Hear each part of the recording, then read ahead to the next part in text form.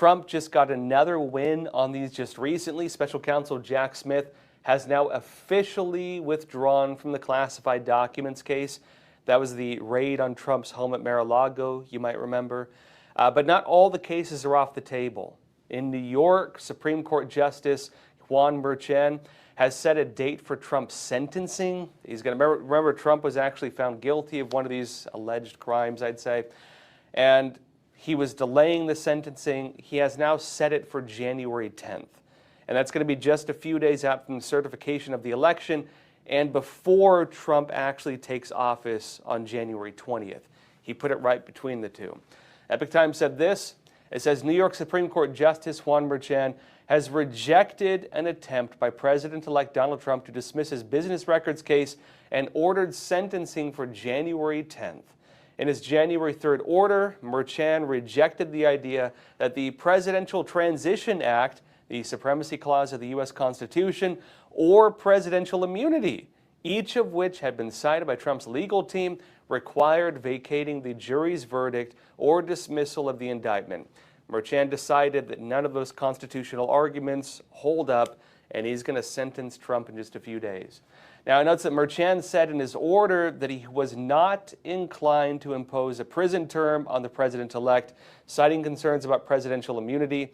He also said that a sentence of unconditional discharge appears to be the most viable solution to ensure finality and allow the defendant to pursue his appellate options, meaning he may actually just say that Trump gets, he gets discharged, that there's nothing on the table, it's over. Maybe at most he can give Trump parole or something like that. Now, it notes as well, though, in May, a jury found Trump guilty on 34 felony counts, raising the prospect that he could face prison. Experts previously told the Epoch Times that the Supremacy Clause of the U.S. Constitution would preclude Trump from serving time. It's going to be very hard to sentence him to prison. It notes as well that Trump's communications director, Stephen Cheng, responded to Merchan's order by calling it a direct violation of the Supreme Court's immunity decision and other long-standing jurisprudence. Now, look, folks, as of now, it does not seem there are plans to sentence Trump to prison. Doing that would be very difficult. But a guilty verdict and a sentencing of one kind or another, this could actually impact Trump in other ways, especially when it comes to public perception. And notably, the way that news outlets may use this to frame their different narratives as we go forward to undermine Trump's appearance and credibility when he is, again, certified as the president. But Trump's team is also suggesting they will continue to appeal the case, and Juan Merchan is suggesting that maybe that's why he's just going to, again, do the sentencing, because the sentencing will kind of fast-track that process. Trump's legal team can then bring it to a different court, and we will probably watch that happen. Now, on the legal cases as well, Trump is also still technically facing the case out of Georgia, and that's over allegations he tried overturning the 2020 presidential election.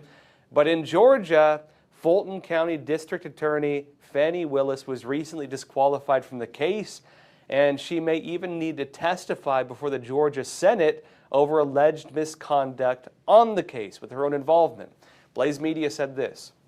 It said the court decided to remove Willis from the case, citing an appearance of impropriety due to her affair with Special Prosecutor Nathan Wade. And it adds that Willis intends to appeal the court's decision. In August, a Republican-led Georgia Senate committee subpoenaed Willis, seeking her testimony as part of its investigation to her alleged misconduct. However, Willis's attorney, former Georgia Governor Roy Barnes, contended that the Senate committee lacked the authority to compel her to testimony. It notes that he further claimed that these subpoenas were overly broad and unrelated to legislative needs. Now, it notes that Fulton County Superior Court Judge Shukura Ingram filed an order Monday ruling that the state Senate can subpoena Willis, and additionally, Willis was instructed that if she would like to submit arguments against the subpoenas, she must wait to do so until January 13th. In other words, with that case in Georgia, there's a lot of back and forth, and there's kind of a scandal built on top of the case, which is acting to kind of discredit the way the case was brought forward. If it turns out that Willis needs to be removed from the case, that could actually impact the way it goes forward, especially because, again, as the district attorney, that does impact the way, the kind of the perception of how the case was brought forward and how the charges were created. Meaning that it's going to be probably easier for Trump's legal team to have this dismissed or move to appeal it in some regard. Now, Trump has also responded to the recent updates on the charges and the investigations that he's facing. And here's what Trump said about all these legal cases on Truth Social. This is Donald Trump. He said, "There has never been a president who is so evilly and illegally treated as I.